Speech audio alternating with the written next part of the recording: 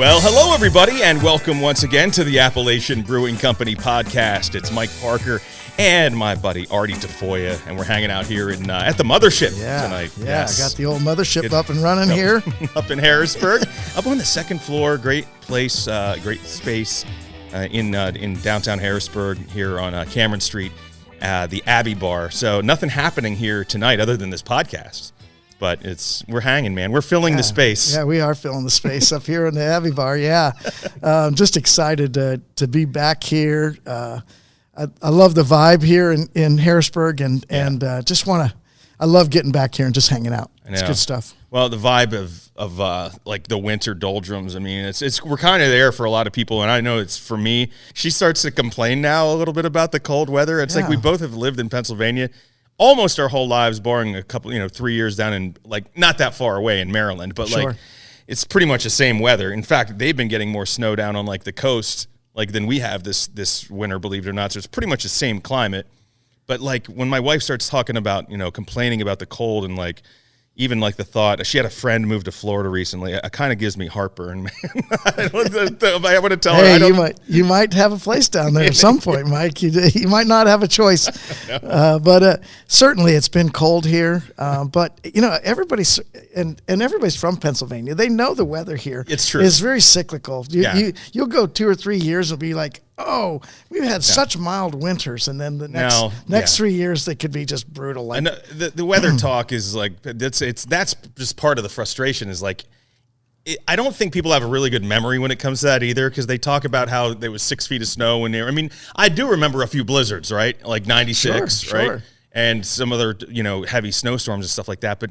I mean, unless you're like an avid skier, and there's not that many around here. I mean, we don't have major slopes or anything. So unless you're traveling and you're a huge skier, like you would maybe remember how much snow we had by the season. Sure. Other than that, the rest of us we just kind of get through the holidays. Yeah. And, then you hunker down until the sun comes out. Pretty much. It seems like it's been like last year. It was cloudy for 3 or 4 months straight. Yes, and that's just a bummer. I think in a lot of cases, I don't mind it being cold if the sun's out. You know what I mean? No, I know what you mean. But also, if a storm came through and it was as cold as it was today, we'd have had 6 feet of snow. I know, right? You know what I mean? There's no moisture in the air. It doesn't seem like they're moving together. It's cold or it's wet. Well, it's not cold and wet. Also, you don't hear about a lot of people. It's not on the front page of the newspaper that people are dropping over from hypothermia just walking down the street. So I think we'll survive this. Yeah, we're gonna survive. And you know what helps? A little ABC beer, right. my friend. That's right. All right. Hey, so Artie, honestly, cheers to you. And me and you are here. We're catching up. A lot of things have happened since we last talked. We got through the new year. Valentine's Day just passed.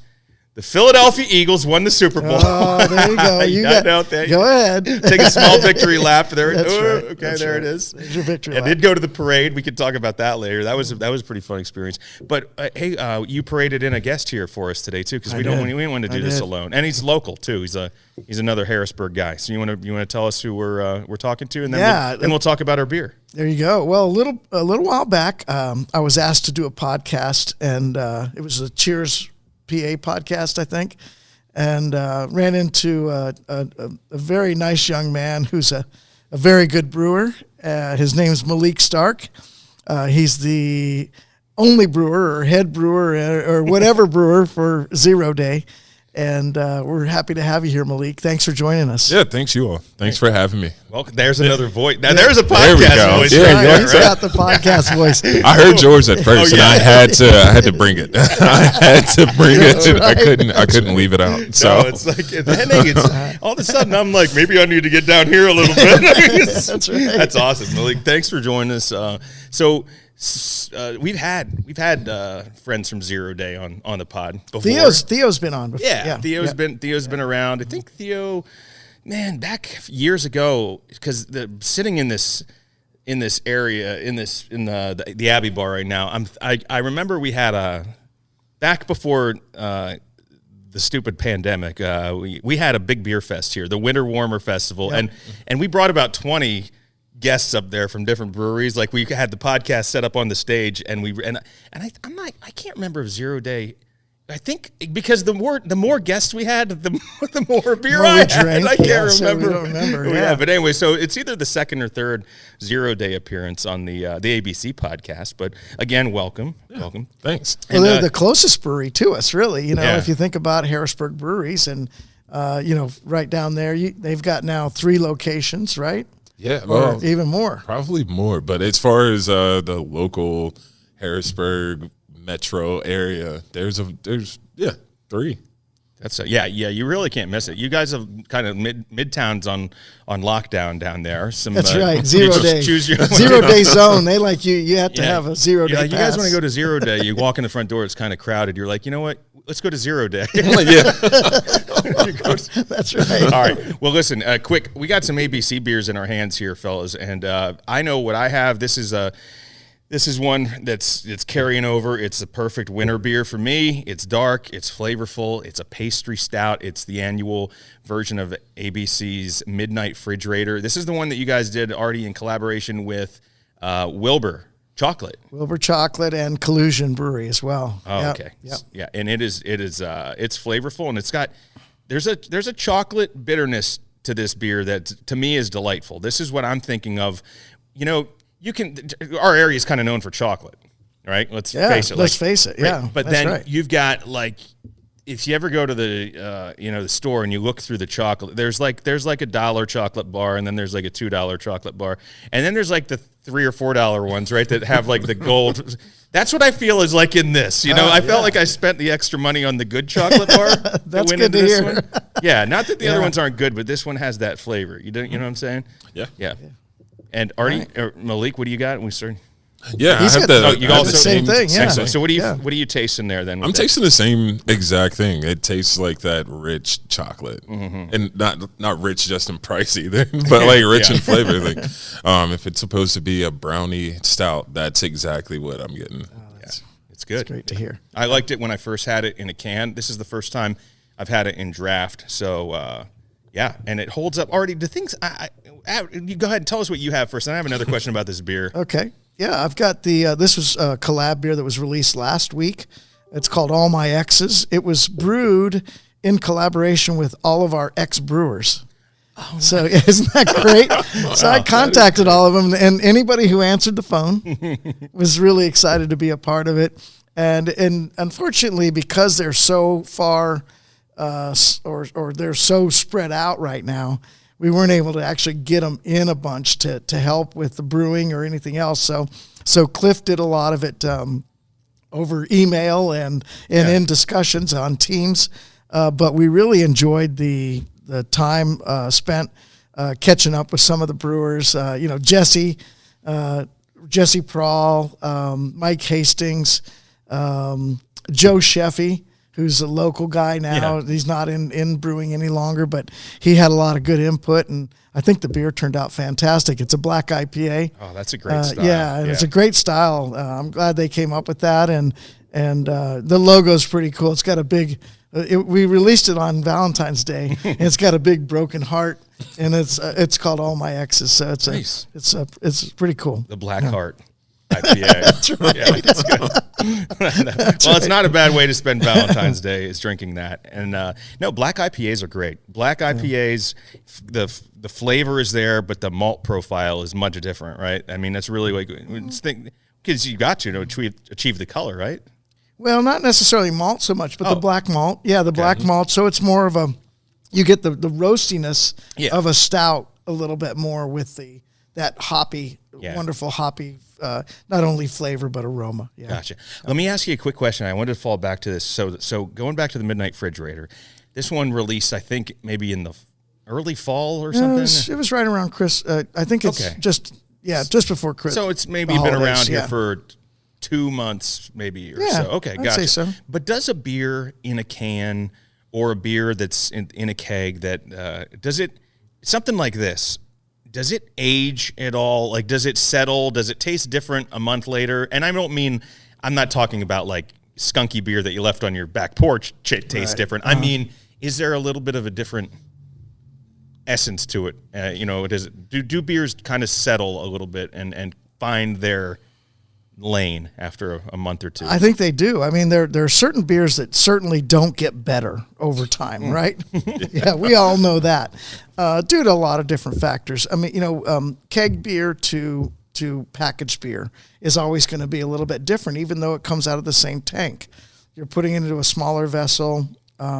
You sort of damage the beer a little bit when it goes through a filler, I always say, because it takes a couple days for it to sort of mellow back out. But all in all, I think when you look at beer that's like the pastry stout like that, that beer, I think I had the original, and then one night we tried 3 years of it in a row, all at the same time. And it was amazing. They were all very good. So that style of beer, because of the malt sweetness and the roast and everything that's in that beer, it is one of those few beers that gets better. Barley wine would be the classic that gets better over time, right, Maalik?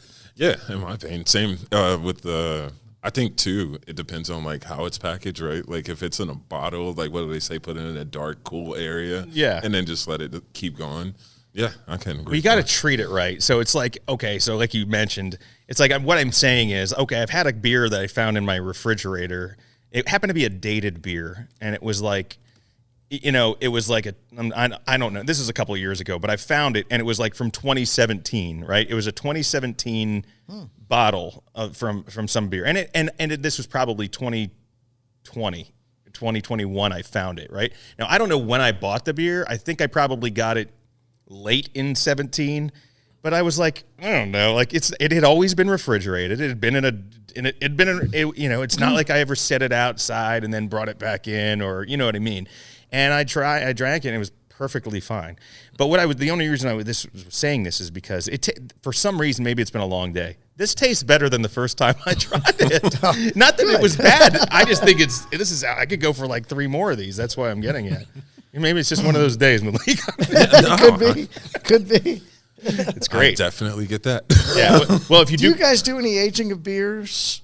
We have a couple things that we have put into bourbon barrels, and more things to come that we're planning on putting into bourbon barrels and tequila barrels. But I think a whole like age like barrel program is, I don't want to say new, but it's becoming more frequent.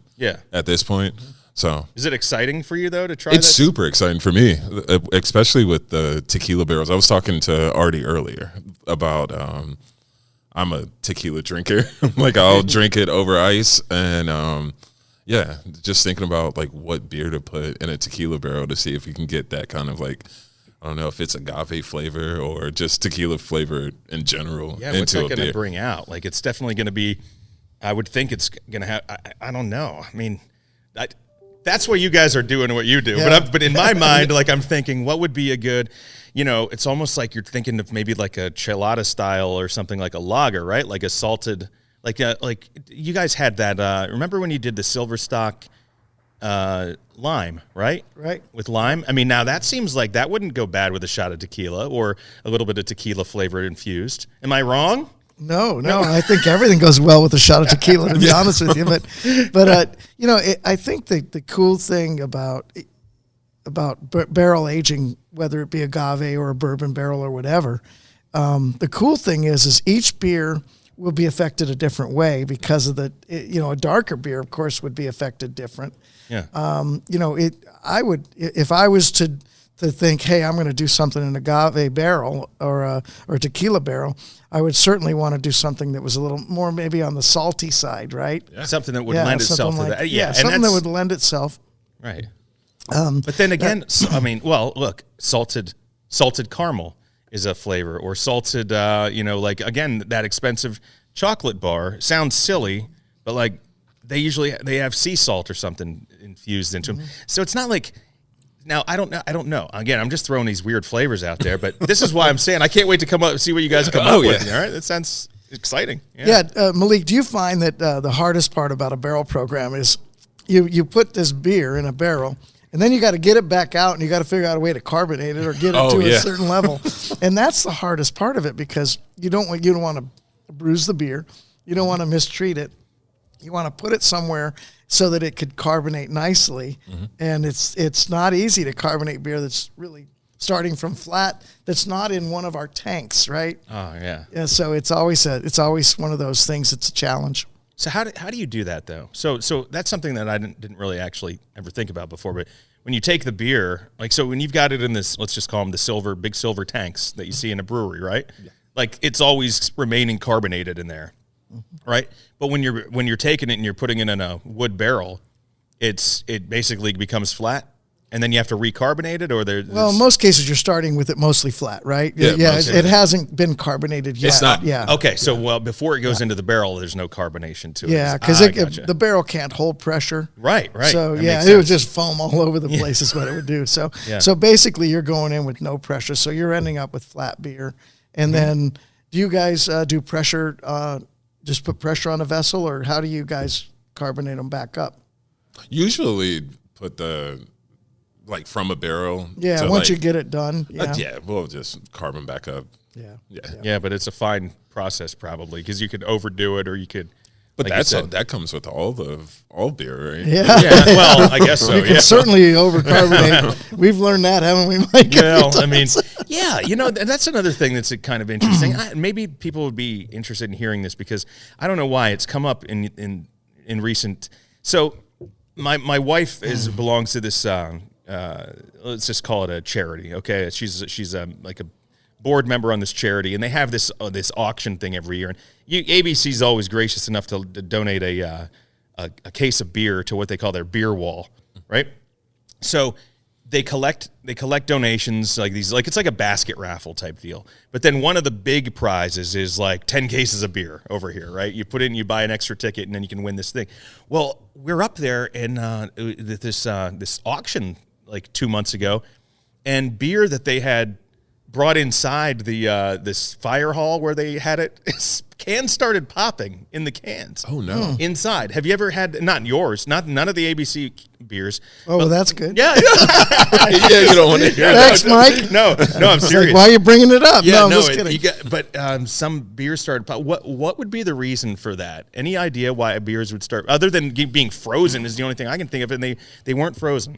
I mean, I feel like you hear this term a lot of beer not being shelf stable, and I feel like there's a lot of reasons for that. So, like, whether that's travel, not filled the right way or enough, or so our sours, there was a lot of fruit in it, and anytime you got fruit, unless you can get all the yeast out of there, you're always going to have a little bit of remaining fermentation go on, and that's what would cause it to blow up the can a little bit. Yeah. And it can blow it up a little bit, or it can blow it up a lot.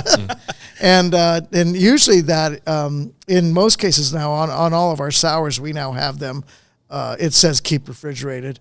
They're not always refrigerated, and they're probably not going to pop in the winter. Yeah. They might pop when they're in a warehouse at 100 degrees sitting outside. I guess the better question would be maybe for someone like someone who's at a distributor.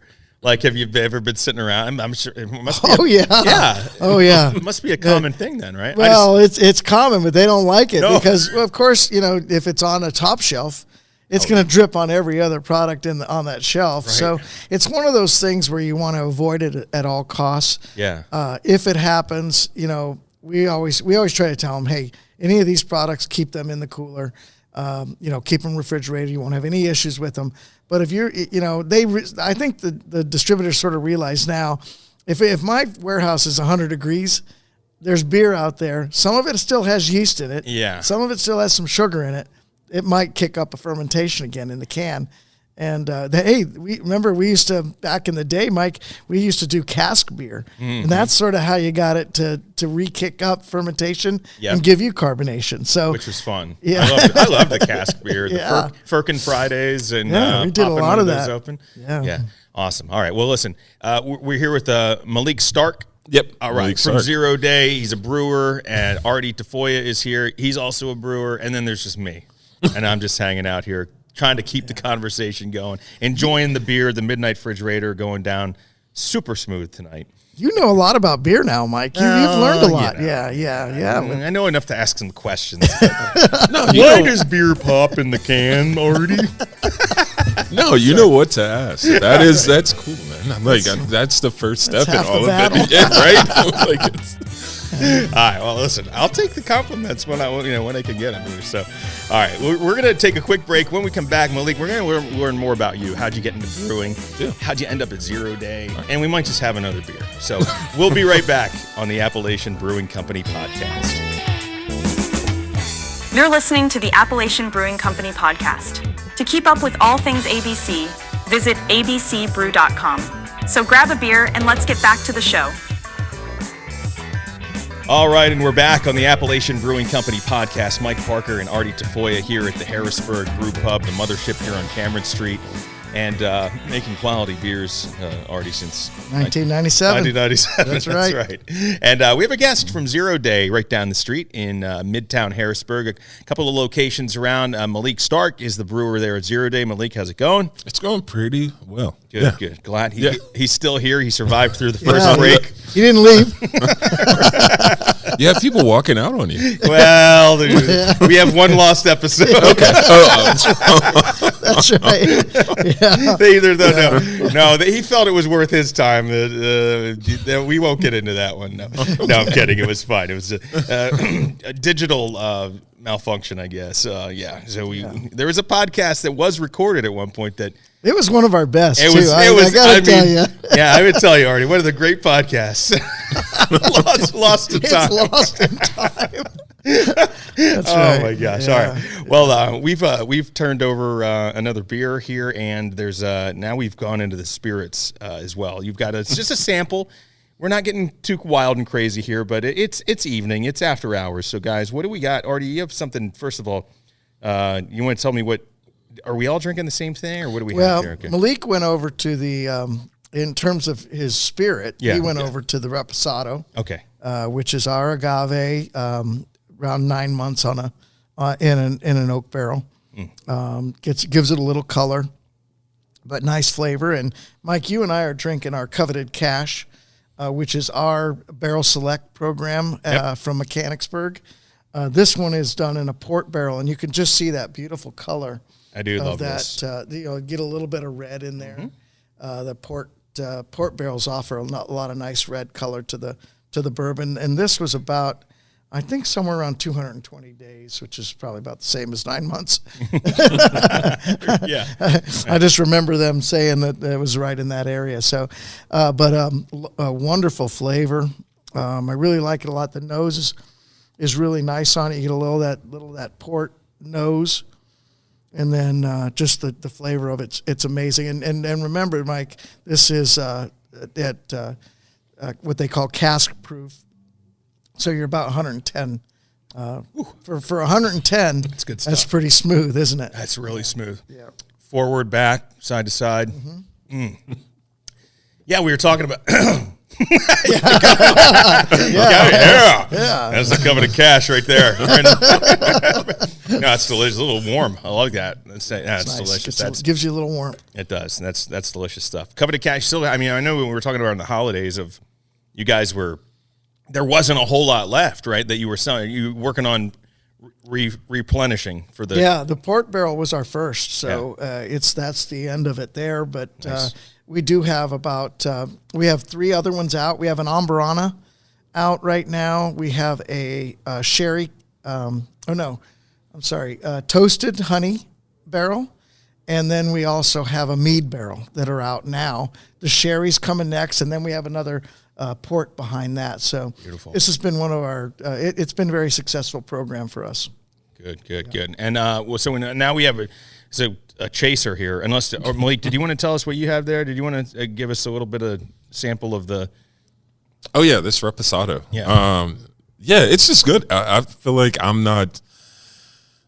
I would sit here and lie to you all if I could pick up flavors and do all of that. I just know. How does it make you feel? It makes me feel, I can talk about that all day.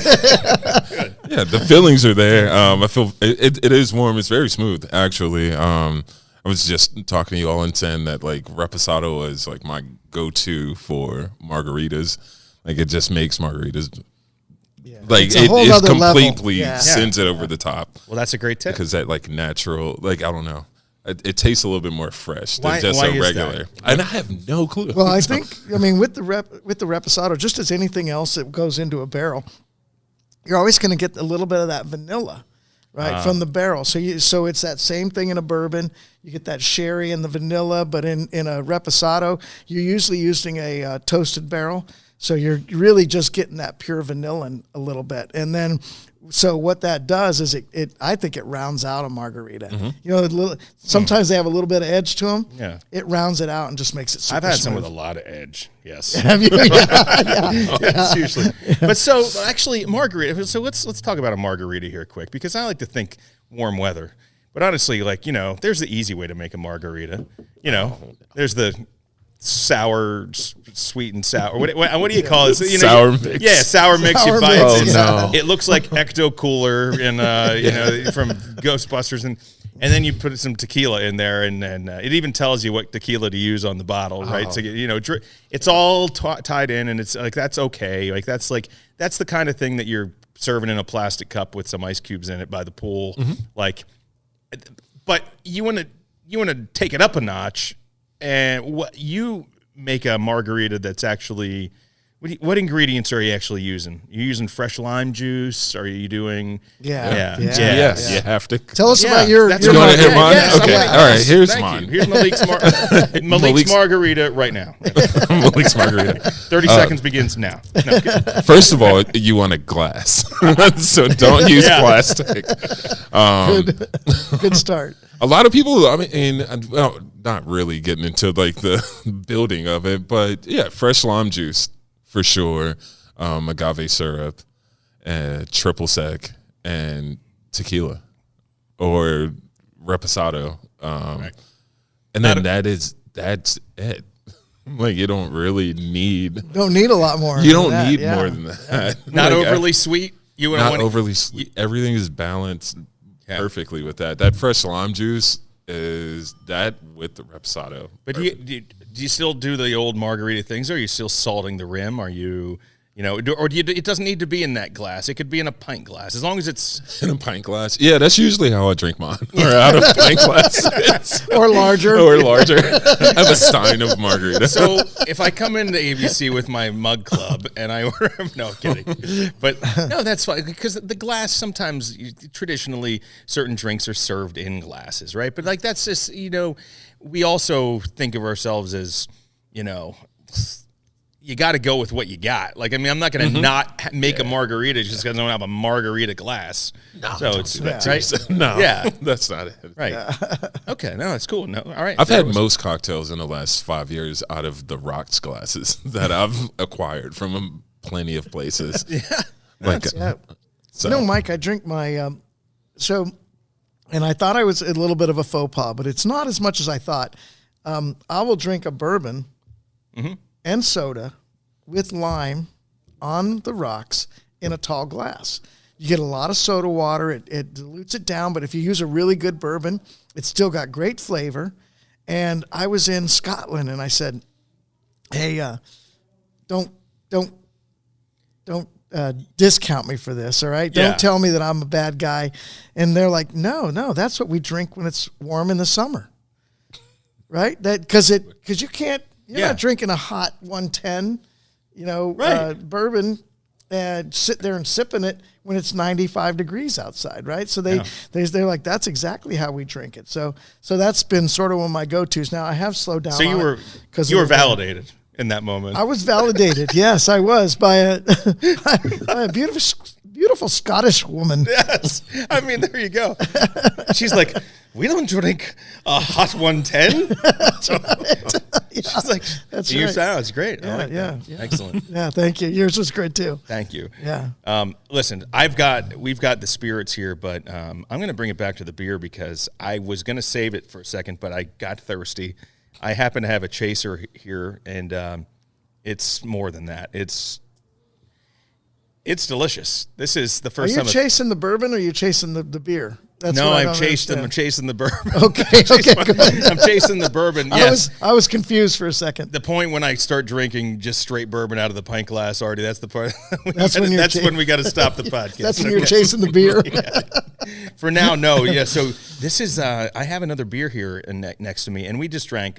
I'm just for reference. We did about like a third of a shot glass, probably. Just we sampled that coveted cash. That was delicious. Just a little tasty. Yeah, as a taster, it was delicious. But I do have a full pint of a new beer that you guys have put out here recently. This is a coconut porter. That's right. And it derives its name is kind of lengthy, right? It's the It's a 1 pound bird cannot carry a 5 pound coconut. Right. Coconut porter. Coconut porter. Yeah, we added that on because it wasn't long enough. We added coconut porter onto the name. Awesome. Appalachian Brewing Company. By Appalachian Brewing Company. Yes. Harrisburg, and Pennsylvania. Cliff Plank, yeah. United States of America. Right. I like it. No, so that name is actually, I think it's a Monty Python reference. If I think so. I think it is. Okay, yeah. cool. Awesome. Because let's face it, Maalik, are brewers kind of nerds sometimes about stuff? Oh my God, yeah. I couldn't wait until I got a chance to talk about. I don't know if it's just porters, but we made a porter, and it was. I don't want to say it was mine altogether, but I was like, I want to make this, and I want everyone to enjoy it. And it was a raspberry porter called a Raspberry. Oh, I like it. Because of the Prince song. So it's all like, I don't know. And you just sang the entire time you brewed it? Yeah, I just played it the entire time while making it and while. Yeah, he hasn't listened to it since then. Yeah. So, we're nerdy about a lot of stuff. Have you heard that if you play, there's studies that if they grow two plants side by side and they play, one of them, they play music. Well, I guess they wouldn't be side by side, but a seed planted at the same time in the same building, right? But in a different room. And one of them, they play Beethoven the whole time. And the other one, they play Metallica, right? Yeah. The plants, they get different. I wonder if the same thing applies.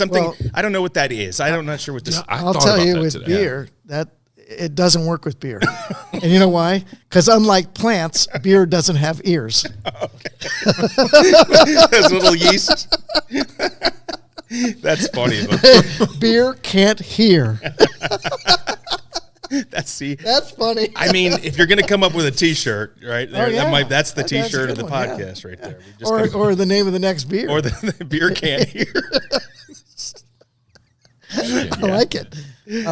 That's good. All right, and that sort of segues us into what? I'd like to know. Well, we're talking and we're laughing a lot, but Maalik actually he does comedy. He's a comic. A comic? Stand-up. He does stand-up. Yeah. And he was here last week. Yeah, last Friday. In the Abbey Bar. In the Abbey Bar. You guys are doing comedy. And he was doing it. Oh, really? Yes, he did. Oh, nice. Yeah. So I don't want to put you on the spot, Maalik, but you got anything? You got a joke? You got something? I know. Hey, we're laughing at what we say, and only because we think we're funny, but we're really not. Yeah, let's go ahead. This is the roast of Artie. Oh, you guys want to roast me? Yeah, that's we'll wait for the 50th episode. That's next week. Yeah, that's right. Next week. That's right. Yeah, I can bring a whole panel of people. Just don't bring any of my ex-employees, okay? Because they could roast me plenty. Well, you tried reaching most of them recently. Yeah, that's right. The brewers. All his exes. Oh, jeez. That's funny. That's funny. That's right. No, that's all right. Hey, I'm still here. Yeah, that's true, Mike. I can't get rid of you. No, what am I doing? All right. So all right. What do you got, Maalik? Come on. Hey, Malik's we brought a guest in this week to talk to him, Artie. Let's keep talking to each other. You can listen to us. That's right. You don't have to wait for the download, Malik. We're auditioning for him. That's right. Let me go. I'm pour another one. No. Stand up. How'd you get started in stand up? That's cool. There was this place. So I'm not from Harrisburg. I grew up in Alabama. Went to high school down there. I traveled a bunch. There was only one place where they let 18-year-olds in, and it happened to be at a place that had stand up. Like as far as like on a Friday night, like whatever. Cool. So I was like, oh yeah, I want to go there. That place looks cool. And I was like, well, I want to just watch. So I spent 2 weeks after I turned 18, like writing the worst 5 minutes of my life. And yeah, I just started then and then stopped for a really long time and then moved to Harrisburg. And about 3 or 4 years later, I was like, I should probably go back to doing that. And it has taken off like way more than I thought that awesome. it would. Good So, for you, so man. you're getting booked then? Yeah, like a lot of places. Good. Yeah, and That's awesome. I'm having a ball doing it because What would you say if I'm coming to see Maalik Stark? Is that your stage name? yeah, Okay. yeah, that's my stage name. Yeah, So, all right. So if I'm coming to see you at a comedy club, I mean, there's guy. I listen to some stand-ups. I watch stand-up. I watch like the Kill Tony show. Okay. I listen to a comedian who's Jim Florentine. Jim Florentine. It's just I don't know.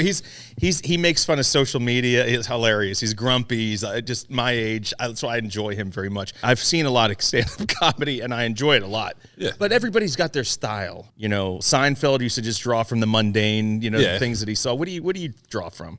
I don't know. I feel like it's hard to. I want to give a straight answer with this. Yeah. Probably sarcasm or just like making.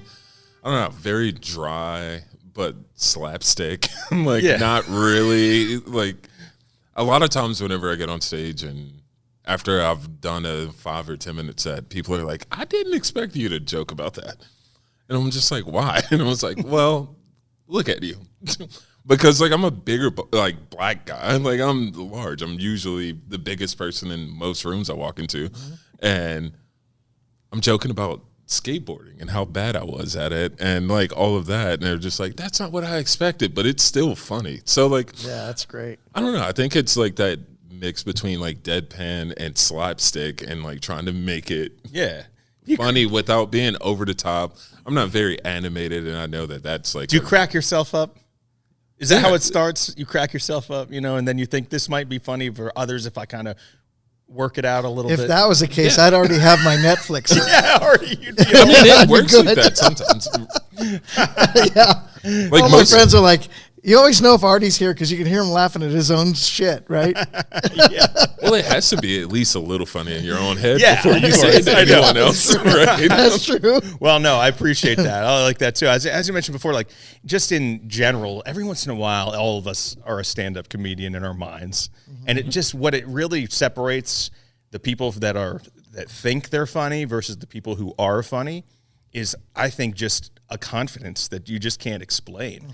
And that's probably what makes most stand-up comedians, just the ability. I always say, Artie, we talk about wrestling a lot. When you're the only guy out there on the mat, it's one-on-one in a dark gym with a spotlight on top of you. Imagine being in a club where people are a little lubricated, you know, and expecting and paid a cover charge. I don't want to be the first guy on stage, that's for sure. I want them to be a little primed up before I get there. That's cool. All right, so if we want to find any of your comedy, is there anything other than seeing you in person? Is there any way we can find you anywhere? There's a few videos on YouTube. A lot of the earlier stuff that I've done, like out in Georgia, that's on YouTube. TikTok, if you had it before they made it illegal to download it. But yeah, same as my Instagram. It's the official LEK. That's where most of it is. And Zero Day does a monthly showcase, and I usually host. And try new jokes there, and there's an open mic there for you. If you, there you go. Yeah.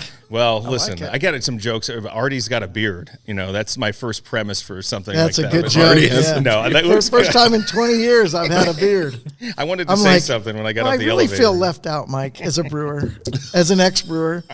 I feel left out because all the brewers have such amazing beards now. Look at Maalik. But I'm telling you, I know. I actually had a beard mishap the other day. I have a hole in my beard. Can you see that? I It's do kind of see like that, a line yeah. there. Yeah. What happened? I don't know. Got a little too close.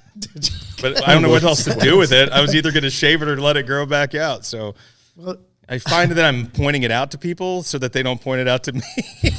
Yeah, that's You know what I'm good. saying? Yeah, otherwise Yeah. they just think you have a patchy beard. Right. It's like if Yeah. you just walk in with a black eye and you're like, no one says anything to you. You're like, listen, guys, I got my ass kicked. That's right. It doesn't help. Yeah. Just got to get it out there. We all knew that. Yeah. We all knew that. Exactly. But Right. I would tell you, since I've grown it, I sort of look like a calico, I don't know if you see that. It's like a calico cat. It's like it's got like 5 different colors in there, and I was like, man, that looks cool.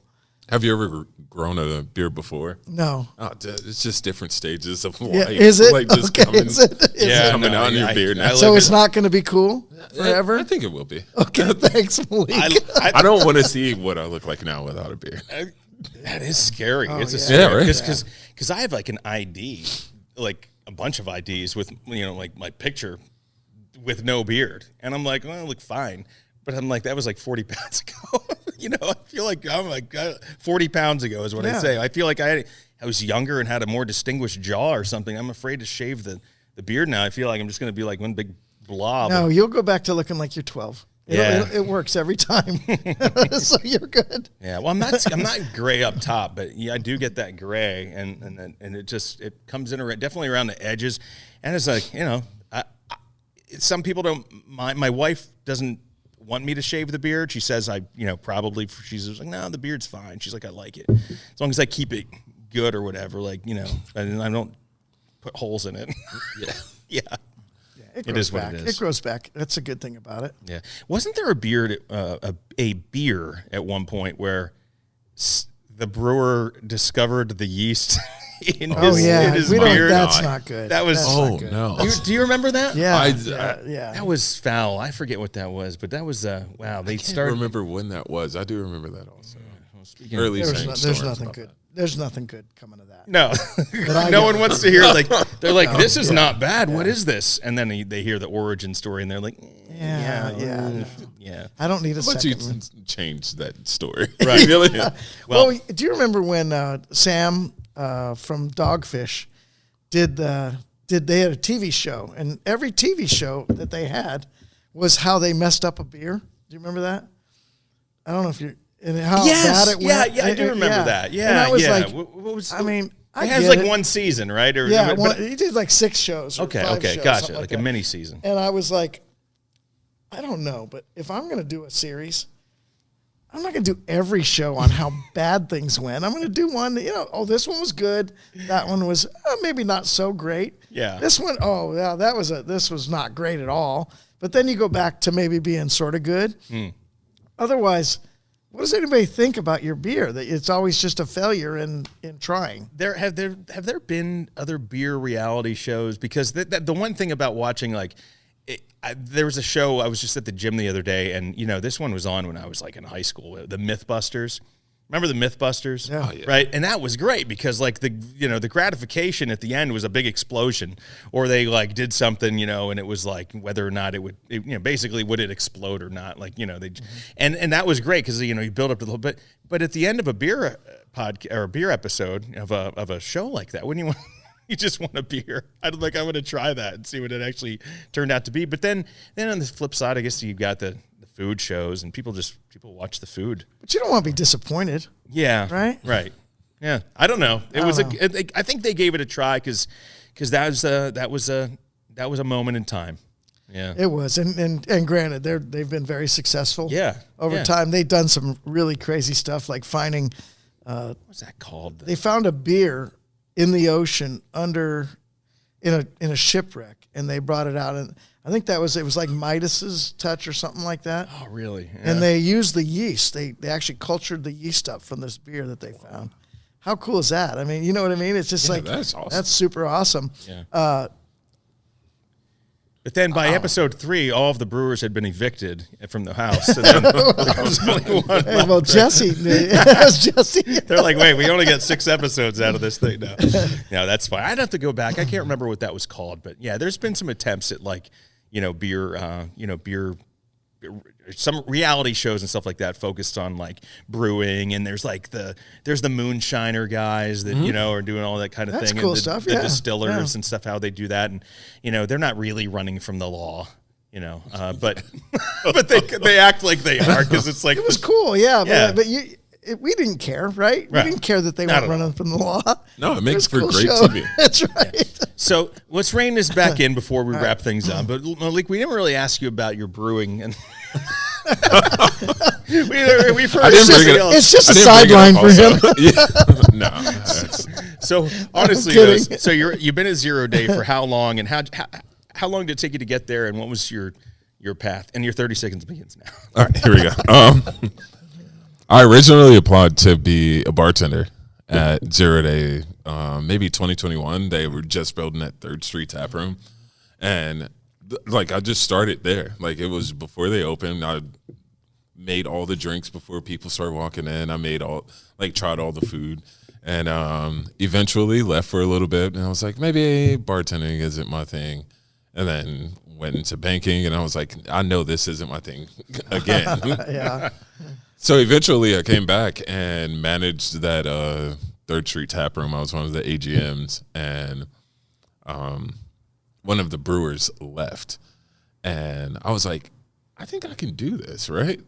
I don't know. And so I reached out to Theo, and I was like, hey, do you think I can start brewing next month? And he was like, yes. Like, obviously, yes. Like, yeah, like, let's do that. And I was like, no, I mean, like, very, very serious. Like, I homebrewed, like, in Alabama, like every brewer has, and yeah, I just so you had that basic understanding. Yeah, I had that right? basic understanding. Yeah. Like, I love beer. I love it way more now that I know what I'm talking about when I talk about it. But like, yeah, he was like, yeah, like, I don't know what it's gonna take. Like, I don't know how that's gonna look with like moving from essentially like front of the house to being all production and like that. But you thing. are learning. You learn from people that knew what they were doing, and for sure. And Artie, honestly, how many brewers have you had in here that were somewhat kind of green, right? But they learn, and they have.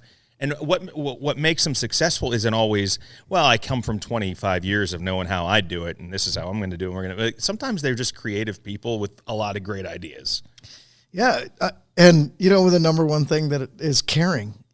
If you have a brewer, you have somebody who doesn't know and they care, and they want to make good beer, they're going to make good beer. And I really feel that way. I've had guys come in who've had degrees as long as your arm. You can line them up, and they weren't great brewers because they didn't have that feeling. It's a feeling that you have to make great beer, and certain people do it better than others, for sure. And I always say, it's not about what you know; it's how you feel and how much you care about what you're doing, and whether you want to put that extra effort in, because that extra effort is what makes the better brewer. Really, it is. If you care about sanitation more, if you care about quality of and hitting all your numbers, right? It's all about that. But when you hit all those, your beer's always going to be better, and you can always tell from a brewer who cares, his beer always tastes better. I swear. Words to live by. Yeah. No, I like that. So that's step one, right? Yeah. I mean, I haven't had to train anyone. I've only had to do what I feel like I naturally want to do, is to just be in the brewery most of the time. And that's obviously hard with comedy, but I remember like my first month of training in the brewery, I was just like, yeah, it's a Sunday at 6, but like I should probably check a gravity. I know how to do that pretty well now. So like that's just right? That's just what I wanted to do. Yeah. And I think that, like, I don't know, like you said, if you care, I think that like that completely takes it over the top for me. I like it. Because the beer becomes the most important thing in your life, right? The idea that I'm going to create a product that people are going to taste in my pubs, and I want them to have a smile on their face when they drink it, right? I want them to go, wow, that's actually very nice, Right. And that's the whole idea, because there's not a lot more glamorous to it, right? Pay's not great. This isn't great. The hours aren't great. You're working on weekends. You go down the line. It's not the best thing to do. But if you care about it and you want to create good beer, and you put the effort forth, you're gonna do that. Yeah. Plus, I don't listen to a lot of banking podcasts, to be honest. Maalik. No. Yeah. I don't think you would. I don't think you want to. Yeah. I sleep through those. If I want to go to sleep. It's all good. Background noise. Yeah, right. So I think the moral of this story is, guys, that, beer can't hear. But We established that. But it can feel. It can feel. Yes, beer feels. Yeah, it does. You can feel if you're in the room. Oh my gosh! All right, guys. That was Listen. good. That was good. All right, Maalik Stark, give us. How do we find out? Zero Day? Do we just Google it? What do you Yeah, I mean, I think it's like every other brewery in Pennsylvania. It's just at whatever the name of the brewery is, and it's in this case it's Zero Day Brewing. Like Artie said, we're right down the street from the downtown or Harrisburg location of ABC. You're in Uptown, but you have the market. The Broad Street Market. Thursday to Saturday, the Hershey Fresh Market, which is only cans right now, and then the Midtown Cinema where I work right outside of Theater 3. So I'm there a lot of the times, and you can always get a beer somewhere in Midtown that's made by Zero Day. You still making that mango habanero? Yes, we are. Lots of it? Lots of it. Too much of it. Yeah. It's a popular beer, man. Yeah. It's a popular beer. That is. It's good. Yeah. It's good beer. Artie, what should people know coming up at ABC here? As we sit here right now, it's mid-February, so Valentine's is behind us. I guess we're looking forward to maybe St. Patrick's coming up. Hey, Irish St. Patrick's, Celtic Knot is out. Get in and grab some of that. You're going to want to also see our blueberry sour. You're My Boy Blue. My Boy Blue. You're My Boy Blue. Yep. You're going to see that here in the next little bit. And on the horizon, we see the Cryo Dreams. It's a orange IPA, orange hazy IPA. Ooh, that sounds good. Yeah, it's going to be really nice. Beautiful. Yeah, so we're excited about that this year. One of our new additions. Okay. And for everything ABC, remember, all the time, it's abcbrew.com and on all the socials, Appalachian Brewing Company, Appalachian Craft Spirits. You want to find some of the Trinity flavors, right? Brands at the state stores and wherever those. And beer distributors now. Oh, beautiful. Yeah, we're delivering to a bunch of beer distributors. Nice. Yeah. So I like good. that. And that's true. Beer distributors handling some spirit-based cocktails now, Yep, right? they're able to do RTDs with the new law. And so we're landing more beer distributors every day. That's perfect. All right, so ask for it by name, Appalachian Craft Spirits, Trinity Flavors. Trinity Flavors, yep. Trinity Flavors. And as I sip on the 1 pound bird can't carry a 5 pound coconut. That's right. Coconut. You got it. Porter. By Appalachian Brewing Company. Harrisburg, Pennsylvania. North America. I love it. All right, guys, this has been a lot of fun. Maalik, Artie, Mike, we say goodbye, and everybody, we'll see you next time, and cheers. Can't get enough Appalachian Brewing Company in your life? Visit abcbrew.com to learn about our craft beers, spirits, sodas, and world-class brew pubs. Want to date me? Sorry, I was generated by AI, you creep.